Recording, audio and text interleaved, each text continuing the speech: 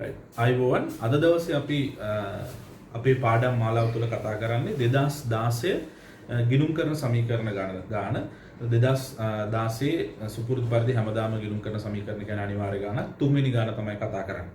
ඒ වගේම ඔයාලට කියන්න ඕනි මේ පාඩම් මාලාව පුරාවටම අපි සියලුම පාස් පේපර් 2012 සිට 2019 20 දක්වා සියලුම පාස් පේපර් ගැටලුවෙන් ගැටලුවට විධිමත් සාකච්ඡා කිරීම සිද්ධ කරනවා. ඒකින්ද මුල සිට මේකට හැමෝම යොමු වෙලා මේකින කර්ම කාරණා ඉගෙන ගන්න. ඒ වගේම ඔයාලට මොනවා හරි ගැටලුවක් තියෙනවා නම් මේකේ කමෙන්ට් සෙක්ෂන් එක පාවිච්චි කරන්න පුළුවන්. ඒ සඳහා මේකේ අදාළ දැනුම් ප්‍රමාණය ලබා ගන්න ලෙස කාර්මික ඉල්ලා සිටිනවා.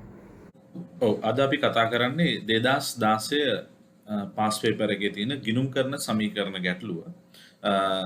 ගිණුම් කරන සමීකරණ ගැටලුව තියෙන තුන්වෙනි ප්‍රශ්නේ මම ගාන මුලින්ම කියවනවා.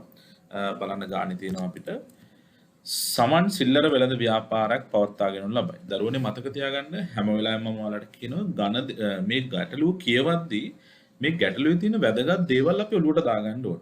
සමන් කියලා කියන්නේ සිල්ලර වෙළඳ ව්‍යාපාරයක් කරන කෙනෙක්. හොඳට මතක තියාගන්න වෙළඳ ව්‍යාපාරයක් කරනවා කිව්වොත් එතනදී අනිවාර්යෙන් ව්‍යාපාරේ භාණ්ඩ මිලදී ගැනීම සහ විකිණීම සිද්ධ වෙනවා. ඒ කියන්නේ මේ ව්‍යාපාරේ තොග අදාළයි. ඒ කියන්නේ භාණ්ඩ ණයට ගැනීම වෙන්න පුළුවන්, ණයට විකිණීම වෙන්න පුළුවන්, ආපසු යොමු තියෙන්න පුළුවන්, ආපසු යොමු තියෙන්න පුළුවන්. ඒ වගේ තොගයට අදාළ ගණදෙනු අනිවාර්යයෙන් මේ ව්‍යාපාරය තුල තියෙනවා. ඊට පස්සේ 2016 3:31 දිනෙන් අවසාන වසරේ කෙටුම්පත් ආදායම් ප්‍රකාශනය. දරුවනේ මොකද්ද කෙටුම්පත් කියලා කියන්නේ? කොහොමද වචනයක්? කෙටුම්පත්. කෙටුම්පත් කියන දේ තේරුම තමයි මතක තියාගන්න වැරදි සහිත කියන දේ. ඒ කියන්නේ කෙටුම්පත් කියලා කියන්නේ මේකේ වැරදි තියෙන්න පුළුවන්. කෙටුම්පත් ආදායම් ප්‍රකාශනයේ ලාභය රුපියල් ලක්ෂ 6ක් වාර්තා වෙලා තියෙනවා. ඒ කියන්නේ මේ ලක්ෂ 6ක ලාභයක් දැන් හදලා තියෙනවා. හැබැයි ඒක වැරදිත් එක්ක. එහෙනම් ඉදිරියේදී මතක තියාගන්න මේ ලාභය අනිවාර්යෙන් අපිට නිවැරදි කරන්න වෙයි. ඒ වගේම 2016 3:31 දිනට කෙටුම්පත් මූල්‍ය තත්ත්ව ප්‍රකාශනය. ඒ කියන්නේ කෙටුම්පත් කියලා කියන්නේ වැරදි සහිතයි කියන දේ. මූල්‍ය තත්ත්ව ප්‍රකාශනය රුපියල් 50000ක මුදල් ශේෂයක් පෙන්වන ලදී. මේවා ඉතින් නිකන් නෙවෙන්නේ අපිට දෙන්නේ අනිවාර්යෙන් මේවා නිවැරදි කරන්න තමයි වට දෙන්නේ. කෙසේ වුවද ඔහු ගිණුම්පොත් නිසියාකාරව පවත්වා නොගනී. පහත ගණදෙනු ගිණුම් පොත්වල වාර්තා කර නොමැති බව පසුව හෙළිදරව් වේ. ඒක තමයි අර කෙටුම්පත් කියලා මුලින් දුන්නේ. කෙටුම්පත් කියලා කියන්නේ මේ ගාන තුළ යම් කිසියම් වැරදි ටිකක් වෙලා දිනේ. වැරදි ඒ කියන්නේ ගණදෙනු අතපසුවීම් හරි මගහැරීම් හරි මොනවා හරි වාර්තා නොකරන ගණදෙනු ටිකක් තියෙනවා. ඒ ගණදෙනු ටික වාර්තා කරන්න කලින් තමයි රුපියල් ලක්ෂ 6ක ලාභයක් තිබුණේ. රුපියල් 50000ක මුදල් ශේෂයක් තිබුණේ. රයිට්. අපි බලමු අංක ගණදෙනු අංක 10ක් තියෙනවා. මම එකින් එකට කියවන්නේ නැහැ. අවශ්‍ය වන්නේ.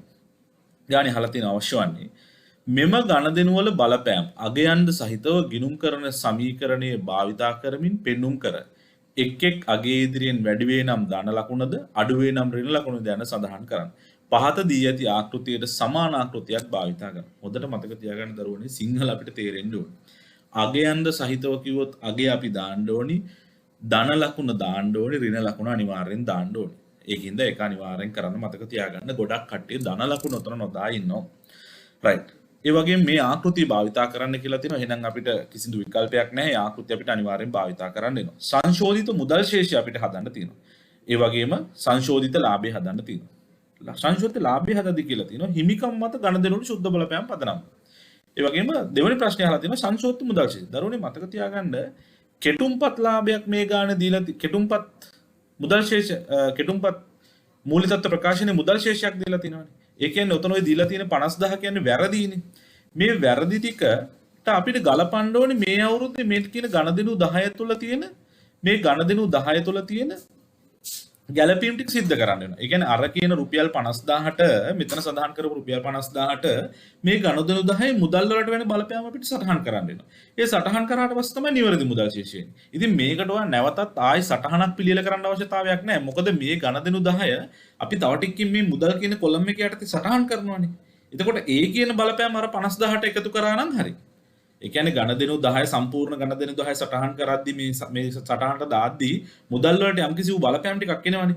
ඒකේ සමස්ත එකතුව අර 50000ට ගැලපුවට පස්සේ අපිට සංශෝධිත මුදල් ශේෂය හොයාගන්න ඕනේ. නැත්තම් ආකෘති ගහනවා කියලා ඒකට වෙනම නැවත සටහනක් ගහන්න යන එක ඒක බුද්ධිමත් වැඩක් නෙවෙයි. ඊළඟට අපි බලනවා දිනෙන් අවසන් වස්තුවේ සඳහා සංශෝධිත ලාභය හිමිකම් මත ගණදෙනුවල සුද්ධ බලපෑම්. මේකට නැවත වශයෙන් නැවත වතාවක් ආදායම් ප්‍රකාශනයක් ගහලා ඉවර වෙලා ඒකට අදාළව සුද්ධ බලපෑම් හොයනවා නම් ඒකට අදාළව ලාභය හොයනවා නම් ඒක වැරදි. එහෙනම් හිමිකමකට විච්ච බලපෑම මත හිමිකමට විච්ච බලපෑම හරහා තමයි අපි ලාභය හොයන්න ඕනේ. එහෙනම් මුලින්ම මම මේකට අදාළව ආකෘතිය ආකෘතිය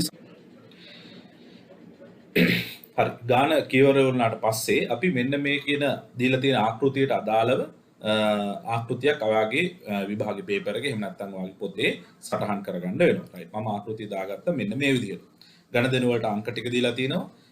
වත්කම් යටතේ ශීර්ෂ හතරක් තියෙනවා. දීපල පිරියත උපකරණ, තොගය, වෙළඳ ලැබිය යුතු දෑ, මුදල්, වගකීම් යටතේ ශීර්ෂ තුනක් තියෙනවා. දිගු කාලෙන් ණය, වෙළඳ ගෙවිය යුතු දෑ, වෙනත් ගෙවිය යුතු දෑ, හිමිකම් කියලා මෙන්න මේ ශීර්ෂ ටික මම ආකෘතියට මගේ සටහන් කරගත්තා. රයිට්. අපි යන් අපේ පළවෙනි ගණදෙනුවට. කියවමු බලන්න අපි අපේ පළවෙනි ගණදෙනුව මොකක්ද කියලා තියෙන්නේ.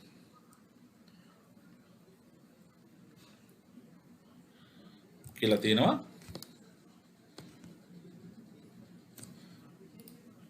රුපියල් 80000ක භාණ්ඩ ණයට විකිණීම. මෙම භාණ්ඩවල පිරිවැය රුපියල් 60000ක් වේ. ඒ කියන්නේ රුපියල් 60000ක භාණ්ඩ රුපියල් 80000කට ණයට විකුණලා තියෙනවා. එහෙනම් පළවෙනිටම බලමු අපේ තියෙන බඩු තොගය රුපියල් 60000කින් අඩු වෙනවනේ.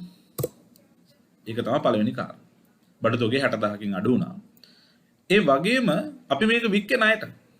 ණයට වික්කනම් අපේ වෙළඳ ලැබිය යුතු දෑ වැඩි වෙනවා කීයකින්ද රුපියල් 80000කින් වැඩි වෙනවා. right 60000ක බාණ්ඩ 80000කට වික්ක. එහෙනම් මේ අතර තියෙනවා 60000ක එකක් 80000ට වික්ක කියන්නේ අපිට ලාභයිනේ වැඩි. ලාභයේ තියෙනවා රුපියල් 20000ක ලාභයක් අපිට මෙතනදී අන්තර්ගත වෙනවා. එහෙනම් මෙන්න මේක තමයි අපේ පළවෙනි ගණදෙනුව වෙන්න ඕන. right ඊට පස්සේ අපි යනවා අපේ දෙවනි ගණදෙනුවට බලන්න දෙවනි ගණදෙනුව රුපියල් 36000කට ණයට විකුණු භාණ්ඩ ආපසු එවීම මෙම භාණ්ඩවල පිරිවැය රුපියල් 30000ක් වේ. දරුවනේ හොඳට මතක තියාගන්න මේ වගේ ගණදෙනුවක් කරද්දී අපි ණයට වික්ක ගාණ වෙilla රුපියල් 36000යි ඒකෙන් හරවල ඒ කියන්නේ භාණ්ඩවල පිරිවැය රුපියල් 30000. 30000ක භාණ්ඩ 36000කට කලින් වික්කා ඒව නැවත හරවල වෙලා තියෙනවා. එහෙනම් කලින් අපි කරපු ගණදෙනුවේ ණයට විකුණපු එකේ කරපු එකේ රිවර්සල් එක තමයි මෙතනදී කරන්න ඕනේ. අපිට කොහොම හරි අපේ විකුණපු භාණ්ඩවල වටිනාකම රුපියල් 30000යිනේ. ඒකෙන්ද අපිට 30000ක් හම්බ වෙනවා. තොගය අපිට නැවත රුපියල් 30000කින් හම්බ වෙනවා. ඒ 30000 අපි සටහන් කරගන්න. අපි මේක වික්කේ රුපියල් 36000කටනේ. එහෙනම් ඒ විකුණපු එක ආයි කැන්සල් වෙලා යනවා. ඒ කියන්නේ ඒ සල්ලි ආයි අපිට හම්බ වෙනවා. ඒ කියන්නේ වික්කේ නෑ වගේ. ණයට වික්කේ නෑ වගේ. එහෙනම් වෙළඳ ණය ගැතියුම්ගෙන් අඩු වෙලා යනවා. මේ අතර 30000ක භාණ්ඩ 36000කට විකුණු හින්දා 30000ක භාණ්ඩ 36000කට විකුණපු හින්දා රුපියල් 6000ක ලාභයක් අපිට කලින් ඇති වුණා. රුපියල් 6000ක ලාභයක් අපිට කලින් ඇති වුණා. එහෙනම් ඒ 6000 නිකන් අපි බොරුවට අඳුරගෙන වැඩක් නැහැ. අපි ඒ 6000 නැවත අඩු කරලා දාන්න වෙනවා. පැහැදිලිනේ කියපු කාරණේ. කලින් විකුණපු කලින් කරපු දේ අනිත් පැත්ත තමයි කරේ. right. ඊළඟට අපි එනවා අපේ ඊළඟ ගණදෙනුවට තුන්වෙනි ගණදෙනුවට පිරිවැය රුපියල් 10000ක් වූ භාණ්ඩ පරිත්‍යාග කිරීම. භාණ්ඩ පරිත්‍යාග කළා දෙනවා. කියන්නේ සමහර ලාවට අපි අර එක එක අර පින් අතේ වැඩ කරනවා කියලා කියන්නේ ඩොනේෂන් දෙනවා කියලා කියන්නේ. වෙළඳ ව්‍යාපාරයක් කරන්නේ දැන් මේ වගේ කොවිඩ් කාලයක් වගේ තියෙනවා නම් මිනිස්සුන්ට නිකම් පරිත්‍යාග කරනවා. ව්‍යාපාරේ වියදම. මේ පරිත්‍යාගයක් කරද්දී අනිවාර්යෙන් අපි දන්නවනේ අපේ තොගේ අඩු වෙනවනේ. ඒකේ කතා දෙකක් නැහැ තොගේ අඩු වෙනවා. ඒක හරි. තොගේ අඩු වුණා හැබැයි මේක පරිත්‍යාගයක් කරන්නේ. පරිත්‍යාගයක් කියන්නේ ව්‍යාපාරයට වියදමක්. කියන්නේ ඒක ව්‍යාපාරේ සමහරලාට ප්‍රචාරණය අරමුණින් වෙන්න පුළුවන්. එහෙම නැත්නම් පන්සලකට දෙන්න පුළුවන්. එහෙම නැත්නම් දානයක් දෙන්න පුළුවන්. එහෙම නැත්නම් අසරණ මිනිස්සුන්ට දෙන්න පුළුවන්. හැබැයි කොහොම නමුත් ඒක වියදමක් වෙනවා. ඒකින්ද ඒක හිමිකම් යටතට තමයි අපි සටහන් කරන්නේ. තමයි තුන්වෙනි ගණදෙනුව. ඊළඟට අපි එනවා හතරවෙනි ගණදෙනුව. ව්‍යාපාරයේ නඩත්තු වියදම් රුපියල් 10000ක් විය. මේන් 6000ක් සමන් විසින් පෞද්ගලිකව ගෙවන ලද අතර ඉතිරිය ව්‍යාපාරය විසින් ගෙවන ලද. දරුවනේ මේ ගැටලුව ඉතාමත් හොඳින් අහගන්න. මෙතන වියදම රුපියල් 10000. ඒකේ කිසි ප්‍රශ්නයක් නැහැ. මං අහනවා මෙතනදී ව්‍යාපාරයේ ලාච්චුවෙන් සල්ලි එළියට ගියේ කීයද? ව්‍යාපාරයේ ලාච්චුවෙන් දරුවනේ හොඳට මතක තියාගන්න රුපියල් 4000ක් තමයි ව්‍යාපාරයේ සල්ලි අඩු වුනේ. ඉතුරු සල්ලි සමන්ගේ සල්ලි වලින් තමයි ගියේ. සමන්ගේ පෞද්ගලික සල්ලි වලින් ගියේ. උදාහරණයක් විදිහට සමන් උදාහරණයක් විදිහට අපි ගත්තොත් නැත්නම් මේ ගැටලුව විසඳුවොත් එහෙමයි සිද්ධ වෙන්න ඕන. ව්‍යාපාරයේ මුදල් අඩු වෙන්නේ රුපියල් 4000යිනේ. ඒක හරි. ව්‍යාපාරේ මුදල් අඩු වුණා රුපියල් 4000. ඒ වගේම කොහොම නමුත් 10000ක වියදමක් නඩත්තු වියදමක් පිය වෙනවා. රුපියල් 10000ක නඩත්තු වියදමක් පිය දෙනවා. ඒක කිසි ගැටලුවක් නැහැ. රුපියල් 10000ක නඩත්තු වියදමක් පිය වුණා. හරිද? right. ඒ වගේම මෙතනට තව එන්ට්‍රියක් එනවා.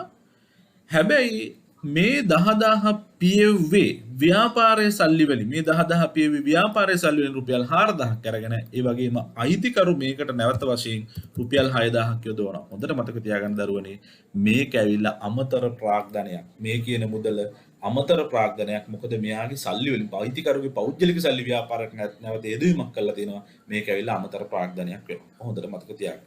right අපි ඊළඟට යනවා අපේ පස්වෙනි ගැටලුවට. 2015 7යි 1 දින රුපියල් දින 112ක වාර්ෂික පොලියට 30 ලක්ෂ 3ක බැංකු ණයක් ලබා ගැනීම. පොලිය මෙතෙක් ගෙවා නොමැත. right එහෙනම් මෙතනදී මේ කියන බැංකු ණය ගත් එක සහ මේ බැංකු ණයට අදාළ පොලිය කියන දෙකම අපිට සටහන් කරන්න වෙනවා. හරිද? right අපි බලමු බැංකු ණය ලබා ගැනීම අපි සටහන් කළෙමුකෝ. රුපියල් ලක්ෂ 2015 7යි 1 දින ලක්ෂ 3ක බැංකු ණයක් ගත්තා. බැංකු ණය ගත්තේ කොහොමද අපි සටහන් කරන්නේ? දැන් බැංකු ණය ගනිද්දි වෙන්නේ අපිට ලක්ෂ 3ක් සල්ලි හම්බ වෙනවනේ. මුදල් හම්බ වෙනවනේ ලක්ෂ 3ක්. රුපියල් ලක්ෂ 3ක් මුදල් හම්බ වෙනවා. බොහොම සන්තෝෂයි බැංකු ණයක් ගත්තා කියලා ප්‍රශ්නයක් නැහැ. ඔන්න අපේ ලාච්චුවට සල්ලි වැටුණා රුපියල් ලක්ෂ 3ක්.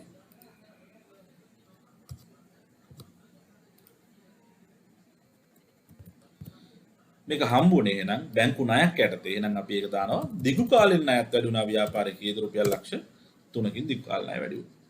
ඊළඟට අපිට එන්න තියෙන්නේ මේ ණය වලට අදාළ පොලිය. බලමුකෝ මේ ගන්න කවද්ද කියලා. 2015 7යි 1 තමයි මේක ගන්න. එහෙනම් 2015 7යි 1 තමයි අපි ණය ගත්තේ. මේ ව්‍යාපාරයේ accounting period එක ඉවර වෙන්නේ. ගිණුම් කාලච්ඡේදය ඉවර වෙන්නේ දිනේ දීලා ඇති අපිට 2016 3:31 මේ තියෙන 2016 3:31 තමයි accounting period එක ඉවර වෙන්නේ. එහෙනම් මේ ණය ගත්ත කාලය අපේ 2015 7යි 1 දින ගත්ත ණය ප්‍රමාණය අවුරුද්ද පුරාවට තියෙන්නේ මාස 12ක් නෙවෙයි. අපි ගණන් කරමු. 2015 7යි 1 නේ ගත්තේ. මම ඒක මෙහෙම සටහන් කරන්නම්කෝ. මෙතනදී මම ගන්නම් අපේ accounting period එක පටන් ගන්න අප්‍රේල් වලින්නේ.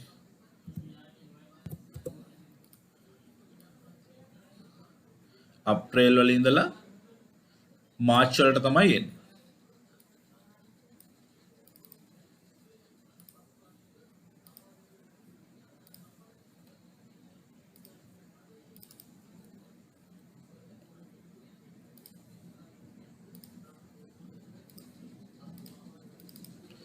අප්‍රේල් ඉඳලා මාර්ච් වලට එන්නේ. එතකොට මේක ගන්නේ 2015 7යි 1. 2015 7යි 1 තමයි ලෝන් එක ගන්න. බැලුවොත් ලෝන් එක 7යි 1 කියන්නේ කවද්ද?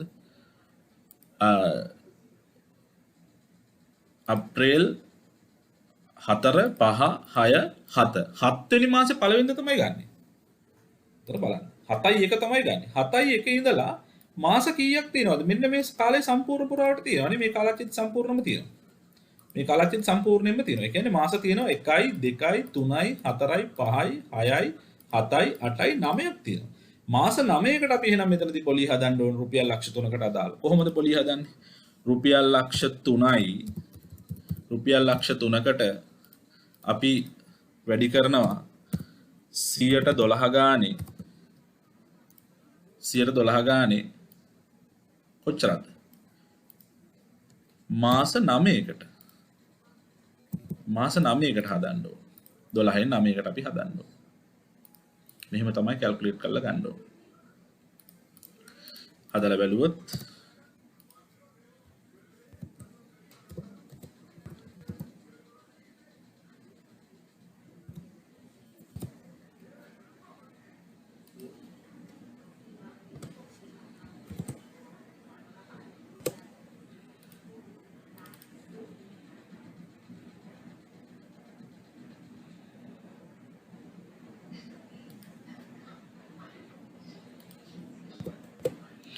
රුපියල් 27000ක් තමයි එන්න ඕනේ. රුපියල් 27000ක් තමයි එන්න ඕනේ මාස 9කට අදාළව පොලිය අපිට ගෙවන්න වෙන්නේ. බලමු අපි එහෙනම් මොකද කියලා තියෙන්නේ. පොලිය මෙතෙක් ගෙවන්න නොමැත. ඒ කියන්නේ තාම පොලිය ගෙවලා නැහැනේ අපි. එහෙනම් වෙන්න ඕනේ මෙන්න මේකයි. ව්‍යාපාරයේ පොලිය කියන්නේ ව්‍යාපාරයට වියදම. ඒක බොහොම පැහැදිලි. එතනට තව ගන්න දෙනුවක් එනවා. පොලිය කියන්නේ ව්‍යාපාරයට වියදම. ඒකින්ද පොලිය වියදම හින්දා රුපියල් 27000ක් ව්‍යාපාරයේ ලාභයෙන් අඩු වෙනවා. 27000ක් අඩු වුණා පොලිය වියදම. ඒ වගේම පොලිය අඩු හිමිකම කියන්නේ 27000ක් අපේ හිමිකමෙන් අඩු වෙනවා. ඒ වගේම මේක තාම මුදලින් ගෙවලා නැහැ. දෙයියනේ කියලා මේක මුදලින් ගෙවුවා නම් මෙතන රුපියල් 27000ක් අඩු වෙනවා. මුදල් වලින් රුපියල් 27000ක් අඩු වෙනවා. හැබැයි මේක මුදලින් ගෙවලා නැහැනේ. එහෙනම් මේක දාන්න වෙන්නේ අපිට ගෙවි වගකීමක් විදිහට. හැබැයි වගකීම යටතේ මොනවද දාන්නේ? මේක ණයට දාන්න බෑ. ණයට දාන්නේ ණය නැවත ගෙවන එක විතරයි. ඒක නම් අපිට ගන්න වෙන්නේ වෙළඳ ගෙවිය යුතු දෑ කියලා කියන්නේ බඩු තොග ණයට ගත්තොත් ජීවණිය. වෙනත් ගෙවිය යුතු දෑ වලට තමයි අපිට මේක දාන්න වෙන්නේ. වෙනත් ගෙවිය යුතු දෑ අඩු වෙන්නේ නැහැ. වෙනත් ගෙවිය යුතු දෑ වැඩි වෙනවා රුපියල් 27000ක්. ඒ කියන්නේ පොලිය ගෙව්වේ නැහනේ. ගෙව්වේ නැති හින්දා වෙනත් ගෙවිය යුතු දෑ උපචිත පොලියක් විදියට රුපියල් 27000ක් එකතු වෙනවා. ඒක තමයි අපි පස්වෙනි ගණදෙනුවේ කොටස් දෙකක් තියෙනවා අපි මේ දෙකම කරා. ඊළඟට අපි එනවා 6 වෙනි ගණදෙනුවට. 6 වෙනි ගණදෙනුවේ තියෙන්නේ 2016 3.31 දින රුපියල් 2,80,000ක් අත්පිට මුදලට ත්‍රිරෝද රථයක් මිලට ගන්නවා. ත්‍රිරෝද රථයක් මිලට ගන්නවා කියන්නේ සිල්ලර වෙළඳ ව්‍යාපාරයකට ස්ථාවරත්වකමක් මිලට ගන්නවා කියන දේ. අපි කොහොමද මේක ගිණුම් කරන සමීකරණයට දාන්නේ? එතකොට ත්‍රිරෝද රථය කියලා කියන්නේ දීපල පිරියුත් උපකරණයක්නේ. එහෙනම් 2,80,000කින් අපේ දීපල පිරියුත් උපකරණ වැඩි වෙනවා. ඒ වගේම අපේ මුදල් අත්පිට මිලදී ගන්න හින්දා මුදල් රුපියල් 2,80,000කින් අඩු වෙලා යනවා. මේක මෙහි විදිහට තමයි අපි ගිණුම් ගත කරන්නේ. බලමු අපි 7 වෙනි ගණදෙනුව. ණය ගැතියෙකුගෙන් අයවිය යුතු රුපියල් 30,000ක් ඔහුට ණය හිමියෙකු ලෙස ගෙවිය යුතු 50,000කට හිලව් කිරීම. එරෙහිව හිලව් කිරීම. ඉතිරි මුදලින් ගෙවන ලදී. කියන්නේ මොකක්ද මේ කියන කාරණේ? ප්‍රායෝගිකව තේරුම් ගත්තොත් දැන් මේ ව්‍යාපාරයේ අයිතිකාරයාගේ නම සමන්නේ. සමන් අපි උදාහරණයක් විදිහට ගන්නම් මේක ඔයාලට තේරුම් කරන්න ඕනේ හින්දා සමන් සුමන පාලට රුපියල් 30,000කට එයාගේ සිල්ලර කඩයක් ඉඳලා සීනි විකුණනවා. සමන් සුමන පාලට රුපියල් 30,000කට සීනි වික්කා. එහෙනම් සුමන පාල සමන්ගෙන් සීනි ණයටනේ අරන් ගියේ. එහෙනම් සමන්ගේ පැත්තේ ඉඳලා බැලුවම සුමන පාල කියන ණය ගැතියි. ණයට වික්ක හින්දා සුමන පාලගෙන් රුපියල් 30,000ක් අය වෙන්න තියෙනවා. හොඳට මතක තියාගන්න. සුමන පාල කියන්නේ ණය ගැතියි. එයාගේ රුපියල් 30,000ක් අය වෙන්න තියෙනවා. සුමන පාල අපේ කඩේට ඇවිල්ලා රුපියල් 50,000ක හාල් ණයට දෙනවා. නැත්තම් සමන්ගේ කඩේට ඇවිල්ලා රුපියල් 50,000ක හාල් ණයට දෙනවා. හාල් ණයට දෙනවා. සුමන පාල රුපියල් 50,000ක හාල් ණයට දෙනවා. එහෙනම් සමන්ගේ පැත්තෙන් ඉඳලා බැලුවම සුමන පාල රුපියල් 50,000ක හාල් ණයට දීලා තිනවා. ඒ කියන්නේ යා ණය හිමියෙක්. දැන් තේරුම් ගන්නකො කතන්දර. සමන්ගේ කඩේ දිහා ඉඳලා බලනකොට සුමන පාල කියලා කියන්නේ රුපියල් 30,000ක ණය ගැතියකුත් වෙනවා. හාල් ණයට අරන් ගිය හින්දා. සමන් රුපියල් 50,000ක සීනි ණයට ගත්ත හින්දා සුමන පාල ණය හිමියෙකුත් වෙනවා. එහෙනම් 30,000ක ණය හිමියෙකුත් වෙනවා. 30,000ක ණය ගැතියකුත් වෙනවා. 50,000ක ණය හිමියෙකුත් වෙනවා. එහෙනම් එකම පුජ්‍යලයා ව්‍යාපාරයේ ණය ගැතියෙකු වගේම ණය හිමියෙක් වෙනවා. දැන් මෙතනදී ප්‍රශ්නේ තියෙන්නේ කොහොමද මේ ගැනදෙනුව निराකරණය කරගන්නේ? අපි කියනවා සුමන පාල ආමට රුපියල් 30,000ක් දෙන්න තියෙනවා. ඒ 30,000 මට දෙන්න. 30,000 මට දෙන්න කියපු ගමන් සුමන පාල කියනවා ඇයි ඔයාට මතක නැද්ද මගෙන් හාල් ගත්තා? ඒකින්ද මට ඔයා 50,000ක් දෙන්න තියෙනවා. ඒක දීලා ඉන්නකෝ ඉස්සෙල්ලා. හරි එහෙනම් අපි මෙහෙම කරමු. එහෙනම් කියනවා ඔයාට මං 50,000ක් දෙන්න තියෙනවනේ. සමන් කියනවා ඔයාට මං 50,000ක් දෙන්න තියෙනවා. ඒ වගේම ඔයා මට 30,000ක් දෙන්නත් තියෙනවා. හරිද? මම ඔයාට 50,000ක් දෙන්න තියෙනවා. ඔයා මට 30,000ක් දෙන්න තියෙනවා. දැන් කියනවා හරි එහෙනම් මේ ගණන් සෙටල් කරගන්න මම ඔයාට තව රුපියල් 20,000ක් දුන්නම හරිනේ. එහෙනම් සමන් මේ විදිහට කියනවා. එහෙනම් මේක කොහොමද ගිණුම් කරන සමීකරණ අපි දාන්නේ? ගිණුම් කරන සමීකරණයට දාන්නේ මෙහෙමයි. කොහොම හරි අපේ ණය ගැති භාවයේ තියෙනවා ණය හිමි භාවයේ තියෙනවා රුපියල් 50,000. අපි ණය හිමි භාවය අයින් කරනවා. සම්පූර්ණ ණය හිමි භාවය රුපියල් 50,000කින් අපි අයින් වෙනවා. රුපියල් 50,000ක ණය හිමි භාවය අයින් කරන්න අපි මුදල් ගෙවන්න ඕන රුපියල් 20,000ක්. ඒ වගේම අපේ ණය ගැතියා කියන වත්කමත් අපිට අඩු කරන්න වෙනවා රුපියල් 20,000කින් අපිට අඩු කරන්න වෙනවා. පැහැදිලිද කියපු කාරණේ? එහෙනම් මේ විදිහට තමයි එකම රුපියල් 30,000කින් අඩු කරන්න වෙනවා. එකම පුජ්‍යලයක් ණය ගැතියෙක් හා ණය හිමියෙක් වෙන අවස්ථාවකදී ඒක පියව ගන්න විදිය. 50,000. ඒ 50,000 ගෙවන්න ඒ 50,000ක් අපිට තියෙනවා. ඒ වගේම රුපියල් 30,000ක්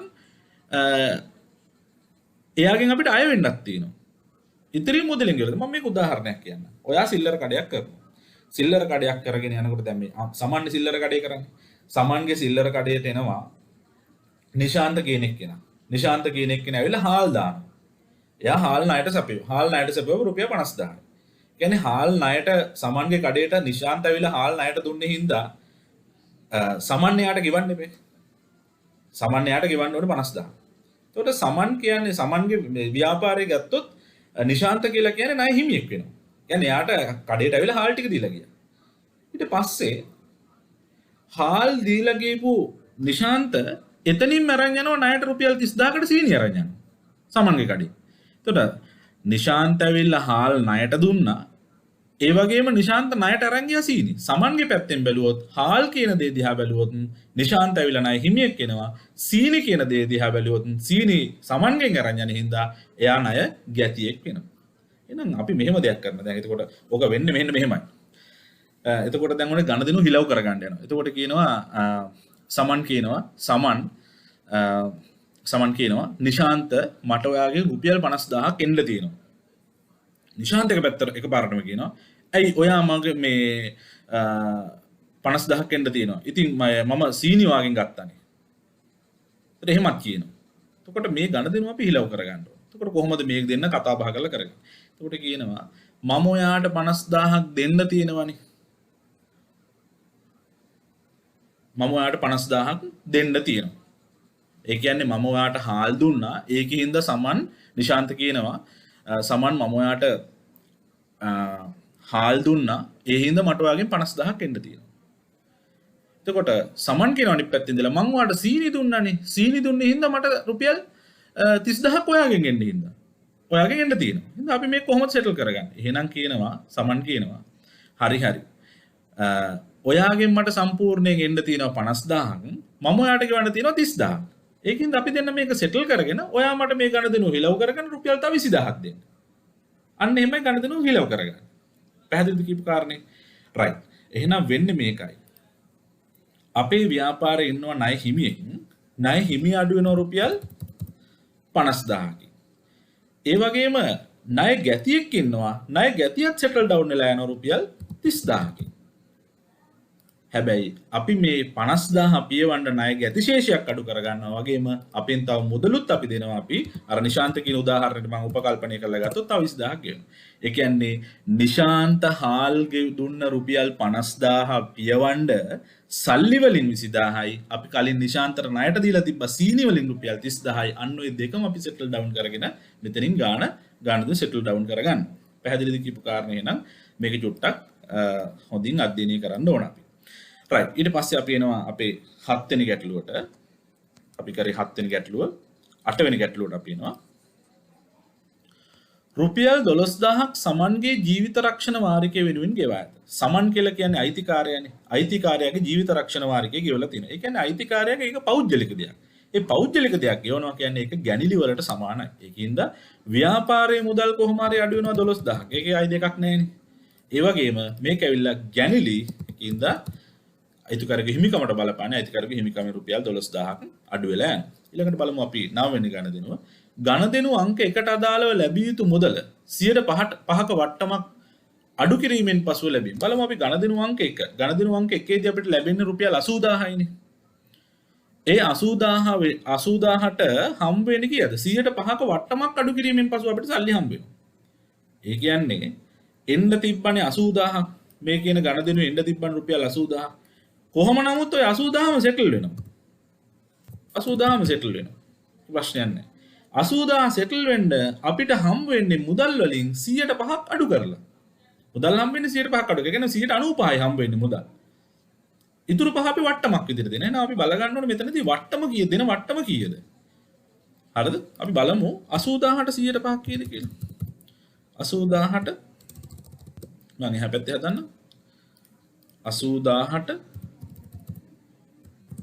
100%ක්.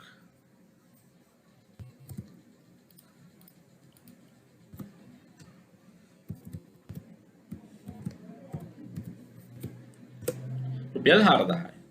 එහෙනම් 4000 තමයි ඩිස්කවුන්ට් එක. ඩිස්කවුන්ට් එක 4000යි වට්ටම 4000යි අපිට සල්ලි හම්බුනේ කෑෂ් හම්බුනේ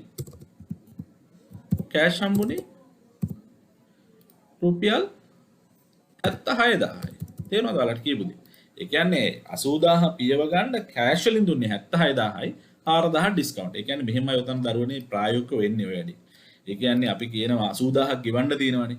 80000 දෙන්න ඕන මාසයක් පරක් වෙනවා, දෙකක් පරක් වෙනවා, තුනක් පරක් වෙනවා. තුනක් පරද්දී අපිට දන්නවා ඉතින් පහු වෙන්නේ කොහොම වෙනවා කියලා කතාවක් තියෙනවනේ. ඉතින් මෙතනදී වෙන්නේ මේ 80000 සෙටල් කරගන්න අපි දන්නවා පරක් වෙන්න ණය ගැතිය ගෙවන්නේ නැහැ අපිට පොල්ල තියෙනවා අපිට මේක බොල් ණයක් වෙන හින්දා කියනවා හරි 80000ම ඔයා ගෙවන්න ඕනේ නැහැ 80000 පියව ගන්න මට රුපියල් 76000ක් දෙන්න මම ඔයාලට 4000ක ඩිස්කවුන්ට් එකක් දෙන්න එහෙනම් අපිට මුදල් ලැබෙනවා කොහොම නමුත් රුපියල් 76000ක් මුදල් ලැබෙනවා හැබැයි අර 4000 කියන්නේ අපිට දුන් වට්ටමක් ඒක ව්‍යාපාරයට පාඩුවක් වෙනවා ඒ කියන්නේ 80000කට අපිට සල්ලි හම්බ වෙන්නේ 76000යි අපිට රුපියල් 4000ක් පාඩු වෙනවා. ඒක තමයි අපි දුන් වට්ටමක් කියලා කියන්නේ. රයිට් ඊළඟට බලමු. ඊළඟට පෙර වර්ෂයකදී බොල් ණය ලෙස කපාහල රුපියල් 15000ක් ලැබීම බොල් ණය ලෙස කපාහන මුදලක් නැවත ලැබුණන් පස්සේ කොහොම නමුත් අපේ ව්‍යාපාරයේ මුදල් ලැබෙනවා අපිට රුපියල් 15000කින් ව්‍යාපාරයට මුදල් ලැබෙනවා රුපියල් 15000කින් ඒ වගේම මේක කලින් අවුරුද්දේ බොල් ණයක් ලෙස කපපු එකක්නේ. කලින් අවුරුද්දේ බොල් ණයක් ලෙස කැපුවා කියන්නේ අපි කලින් අවුරුද්දේ බොල් ණයක් කපද්දි කරේ ණය ගැතිය අඩු කරලා වියදමක් අඳුනගත්තා. දැන් ඒක ලැබෙනකොට කරන්නේ මුදල් වැඩි කරගෙන අර වියදමක් විදිහට අඳුනගත්ත එක නැවත අපි ආදායමක් විදිහට අඳුනගන්න. හරිද? ලද බොල් ණය කියන්නේ ආදායමක් විදිහට තමයි අපි ගන්න. එහෙම නැත්නම් වියදම් අඩුවීමක් විදිහට තමයි අපි සලකා බලන්නේ. එහෙනම් මෙන්න මේ විදිහට තමයි අපේ ගණදෙනු 10 සිද්ධ වෙන්නේ. රයිට්. අපි යනවා ඊළඟට අපේ මේකේ දෙවනි කොටස කතා කරන්න. දෙවනි කොටසේදී ගානේ අපෙන් අහනවා සංශෝධිත මුදල් ශේෂය. 2016 3.31 දිනවල සංශෝධිත මුදල් ශේෂය. මේකේ මුදල් ශේෂයක් දීලා තියෙනවා අපිට. ඒක කෙටුම්පත් මුදල් ශේෂයක් නේ. කෙටුම්පත් කියලා කියන්නේ මේ වැරදිත් එක්කනේ මුදල් ශේෂය තියෙන්නේ. 50,000 රුපියල් 50,000ක මුදල් ශේෂයක් තිබුණා. හැබැයි මේ ගණදෙනු 10 සටහන් කරන්න කලින්. එහෙනම් මේ 50,000 ශේෂයට මෙතන මේ තියෙන 50,000 ශේෂයට මේ ගණදෙනු 10 බලපෑම එකතු කරා නම් අපිට පුළුවන් සංශෝධිත ශේෂය හොයාගන්න. එහෙනම් මේක ඉතාමත් සරලයි. අපි ගන්න ව්‍යාපාරයේ මේ ගණදෙනු 10 තුලින් මුදල් ශේෂයට වෙච්ච බලපෑම. බලා ගන්නකො. මෙතන රුපියල් 75000ක් එනවා. රුපියල් 75000ක් එනවා මේ ගණදෙනු 10 බලපෑම. එහෙනම් ආරම්භක මුදල් ශේෂය අපේ ව්‍යාපාරයේ ආරම්භක මුදල් ශේෂය 50000ක් තිබුණා. ශේෂයට විච්ච බලපෑම තමයි මෙතන මේ තියෙන්නේ. රුපියල් 75000කින් ශේෂයට බලපෑමක් වුණා. එහෙනම් ආරම්භයේ 50000ක් තිබුණා. ගණදෙනු 10 පුරාවටම අපිට විච්ච බලපෑම රුපියල් 75000යි. ඒ 75000 එකතු කරාට පස්සේ අවසාන සංශෝධිත මුදල් ශේෂය වෙන්න ඕනේ 1,25,000. ඉතාමත් සරලයි මේ සංශෝධිත මුදල් ශේෂය හොයන එක. අහලා තිනවා අවසන් වර්ෂය සඳහා සංශෝධිත ලාභයේ හිමිකම මත ගණදෙනු වල බලපෑම පදනම්ව. දරුවනේ හොඳට මතක තියාගන්න හිමිකම මත බලපෑම කිව්වොත් එහෙම no option අපිට කෙලින්ම කිසිදු විකල්පයක් නැහැ. මෙන්න මේ කොලම් එකේ තියෙන data ටික අරගෙන විතරයි අපි මේකේ ලාභය හොයන්න යන්නේ. වෙන කිසිදු ක්‍රමයකට අපිට මේකේ මේ හොයන්න අවස්ථාව දෙන්නේ නැහැ. ඒකද මේකට පොඩි දැනුමක් අවශ්‍යයි අපිට theoretical දැනුමක්. මෙන්න මේ දැනුම වාට අවශ්‍යයි. හිමිකමට වන බලපෑම. බලාගන්න දරුවනේ මේක ඉතාම වැදගත් කාරණයක්. ඔයා මේක පොතේ ලියාගත්තත් කමක් නැහැ. හිමිකමට බලපාන සාධක. හිමිකම කියලා කියන්නේ ව්‍යාපාරයක අයිතිකරුවන්ට අයිති දේ. අයිතිකරුවන්ට අයිති දේ ප්‍රධාන කොටස් දෙකක් තියෙනවා. එකක් තමයි ප්‍රාග්ධනය, අනිත් එක තමයි ලාභය. ප්‍රාග්ධනය කියලා කියන්නේ අයිතිකරු යොදවන සල්ලි සහ ඒ ඉවත් කරගන්නේ. ප්‍රාග්ධනය වැඩි වෙනවා කියලා කියන්නේ අයිතිකරු ව්‍යාපාරයට සල්ලි දානවා කියලා කියන්නේ ප්‍රාග්ධනය වැඩි වෙනවා. එහෙම නැත්නම් අපි ඒකට කියනවා අමතර ප්‍රාග්ධනය කියලා. ප්‍රාග්ධනය අඩු වෙනවා කියලා කියන්නේ මේ දාපු සල්ලි නැවත අරන් යනවා අපි ඒකට කියනවා ගැනිලි කියලා. තේරුම් ගන්න ඕන කාරණේ ප්‍රාග්ධනය වැඩි වීම කියලා කියන්නේ අමතර ප්‍රාග්ධනය. ප්‍රාග්ධනය අඩුවීම කියලා කියන්නේ ගැනිලි කරනවා කියන කාරණා. ඒ වගේම ව්‍යාපාරයකට අයිතිකරු සල්ලි දැම්මට පස්සේ ව්‍යාපාරයේ ලාභ උපයන්න පටන් ගන්නවා. ඒ ලාභය අයිති වෙන්නේ හිමිකමට. ප්‍රාග්ධනය අයිති වෙන්නේ හිමිකමට, ලාභය අයිති වෙන්නේ හිමිකමට. එහෙනම් ලාභය කියන දෙයට බලපාන ප්‍රධාන කරුණු කාරණා දෙකක් තියෙනවා ආදායම් සහ වියදම්. ලාභය වැඩි වෙන්නේ ආදායම හින්දා. ලාභය අඩු වෙන්නේ වියදම් හින්දා. පැහැදිලිද කියපු කාරණේ ආදායම් ලබද්දී ලාභය වැඩි වෙනවා වියදම් දරන්න ලාභය අඩු වෙන්න පටන් ගන්නවා. එහෙනම් මෙන්න මේ කාරණා ඉගෙන ගන්න. හිමිකමට බලපාන ප්‍රධාන සාධක දෙකයි ප්‍රාග්ධනය සහ ලාභය. ප්‍රාග්ධනය වැඩි වෙනවා කියන්නේ අමතර ප්‍රාග්ධනය, ප්‍රාග්ධනය අඩු වෙනවා කියන්නේ ගැනිලි. ලාභය වැඩි වෙනවා කියන්නේ ආදායම්, ලාභය අඩු වෙනවා කියන්නේ වියදම්. එහෙනම් මෙන්න මේ කර්ම කාරණා ටික අපි අයිඩෙන්ටිෆයි කරගෙන අපි මෙතන ලාභය හොයන්න යනවා. මුලින්ම කරන්නේ හිමිකම් කොලම් එකේ මේ ගණදෙනු 10 වර්ෂය තුල සිද්ධ වෙච්ච ගණදෙනු 10 හිමිකම් තීරුවේ සම්පූර්ණ එකතුව ගන්න. එතනදී අපිට ආව රුපියල් 28000. ඒ කියන්නේ වර්ෂය තුලදී හිමිකමට විච්ච බලපෑම හිමිකම අඩු වෙන්න තමයි බලපෑවේ. මේ ගණදෙනු 10 නිසා වර්ෂයේ හිමිකම අඩු වෙන්න තමයි මේක බලපෑවේ. හරිද? right. එහෙනම් මේ ඇවිල්ලා හිමිකම ආරම්භක හිමිකමේ ඉඳලා අවසාන හිමිකමට මේ ගණදෙනු 10 නිසා රුපියල් 28000ක් අඩු වුණා. හැබැයි මේක ලාභයට විච්ච බලපෑම නෙවෙයි. ලාභයට විච්ච බලපෑම ගන්න නම් අපි මේ තුල තියෙන අමතර ප්‍රාග්ධනයේ බලපෑම සහ ගැනිලි වල බලපෑම අයින් කරන්න ඕනේ. මෙතනදී බලමු අපි ගණදෙනු කියවගෙන ගියොත් රුපියල් 6000ක් මේ සමන් ව්‍යාපාරයට ආයෝජනය කරන්නේ. ඒක ඇවිල්ලා අමතර ප්‍රාග්ධන රුපියල් 10000ක වියදම පියවද්දී අමතර ප්‍රාග්ධනයක් ඉදිවුවානේ. ඒ වගේ මෙයා ගැනිලි කරා රුපියල් 12000. එතකොට මේක තමයි අමතර ප්‍රාග්ධනය, මේක තමයි ගැනිලි. එහෙනම් අපි බලමු ව්‍යාපාරයේ සංශෝධිත ලාභය මෙන්න මේ විදිහට අපි කැල්කියුලේට් කරමු. right. බලන්න වර්ෂය තුලදී හිමිකමට විච්ච බලපෑම රුපියල් 28000යි. වර්ෂය තුලදී හිමිකමට විච්ච බලපෑම රුපියල් 28000යි. ඒ 28000 තුල අමතර ප්‍රාග්ධනයේ එකතු වෙලානේ තියෙන්නේ. අමතර ප්‍රාග්ධන එකතු වෙලානේ තියෙන ඒකින්ද ඒ බලපෑම අයින් කරන්න ඒක අපි අඩු කරලා දානවා. රුපියල් 6000යි. ඊළඟට ගැනිලි අපි කරේ ගැනිලි අඩු වෙලානේ තියෙන්නේ. ඒ කියන්නේ මේ හිමිකම තුල ගැනිලි අඩු වෙලානේ තියෙන්නේ. අඩු වෙලා තියෙන එක අයින් කරන්න ඒ බලපෑම අයින් කරන්න අපි එකතු කරනවා. 12000ක් එකතු කරනවා. එහෙනම් වර්ෂය තුලදී ලාභයට වූ බලපෑම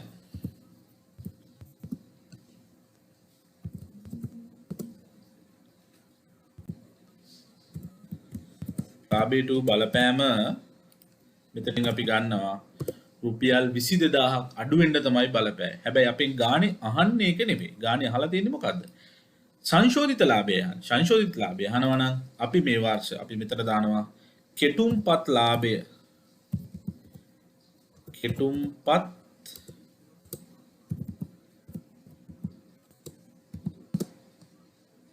ලාභය. කෙටුම්පත් ලාභය ඇවිල්ලා කෙටුම්පත් ලාභය ගානේ මුලින් දීලා තියෙනවා රුපියල්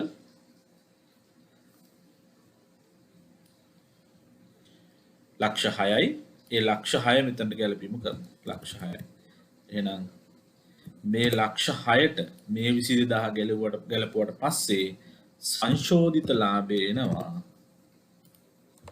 සංශෝධිත ලාභය රුපියල් 5,78,000ක් තමයි එන්නේ. පැහැදිලි වුණේ කාරණේ. right. එහෙනම් කොහොමද අපි මේක නැවත වතාවක් කරන්නේ? තුන්වෙනි ගණදෙනු මම සාරාංශයක් විදිහට කියන්නම්. තුන්වෙනි ගණදෙනු කොහොමද තියෙන්නේ? සංශෝධිත ලාභයේ හිමිකම මත ගණදෙනුවේ සුද්ධ බලපෑම මත. අපි කෙලින්ම ගියා හිමිකම් තීරුවට. හිමිකම් තීරුවේ අවසාන එකතුව ගත්ත මේ තමයි වර්ෂය තුලදී මේ ගණදෙනු 10 නිසා හිමිකමට විච්ච බලපෑම. රුපියල් 28000කින් හිමිකම අඩු වෙලා තියෙනවා මේ ගණදෙනු 10 හින්දා. හැබැයි ඒ කියන්නේ ඒක ලාභයට බලපාලා නැහැ. ලාභයට බලපෑම කියන එක හොයාගන්න නම් ඒ තුල තියෙන අමතර ප්‍රාග්ධනය ගැනිලි කියන බලපෑම අයින් කරනවා. අමතර ප්‍රාග්ධනය මේකට එකතු වෙලා තියෙන්නේ. ඒ හින්දා මේ 28000න් අපි ඒක අයින් කරලා දානවා. ගැනිලි මේකෙන් අඩු වෙලා තියෙන හින්දා ගැනිලි මේකට එකතු කරනවා. එහෙනම් රුපියල් 28000 අඩුවීමට අමතර ප්‍රාග්ධනය අඩු කරලා ගැනිලි එකතු කරාට පස්සේ අපේ ලාභයට සම්පූර්ණ බලපෑම වෙන රුපියල් 20000. එතකොට ආරම්භයේ තිබුණ අපේ රුපියල් ලක්ෂ 6ක් මේ ගණදෙනු 10 නිසා රුපියල් 20000කින් ලාභය අඩු වෙනවා. එහෙනම් සංශෝධිත ලාභය වෙන රුපියල් 5,78,000යි. මම හිතනවා මේ ගැටලුව 2016 ඉදුම් කරන සමීකරණ ගාන ඉතාමත් පැහැදිලි වෙන්නේ නැති කියලා. මොන හරි ගැටලුවක් තියෙනවා නම් තේරෙන්නේ නැති කොටස් තියෙනවා නම් කමෙන්ට් සෙක්ෂන් එකේ වාට දාන්නත් පුළුවන්. ඒ වගේම ඔයාලට මගේ ෆෝන් නම්බර එක මම මේ වීඩියෝ එකේ දාලා තිනවා. ආට කෝල් කරලා අහන්න පුළුවන් මොනවද තේරෙන්නේ නැති දේවල් තියෙනවා නම්. ඉතින් මේ ගැටලුව හදන්න ගණදෙනුව දෙපාරක් තුන් පාරක් හදන්න. ඒ වගේම මතක තියාගන්න මේකේ වැදගත් වෙන්නේ මේ ගණදෙනු 10 සටහන් කරන එක නෙවෙයි. ඒ කියන්නේ මේ ගණදෙනු 10 ඕනම දරුවෙක් කරනවා. සාමාන්‍යයෙන් ඕනම ළමයෙක් මේ ගණදෙනු 10 සටහන් කරනවා. මේකේ ගේම් එක තියෙන්නේ මෙන්න මේ දෙවැනි කොටස සහ තුන්වෙනි කොටස හදන එක. දෙවැනි කොටස සහ තුන්වෙනි කොටසට විශාල ලකුණු ප්‍රමාණයක් හිමි වෙනවා මේ ගැටලුව තුල. ඒකින්ද මේක අතාරින්න එපා. මේ දෙක හරියට ඉගෙන ගන්න.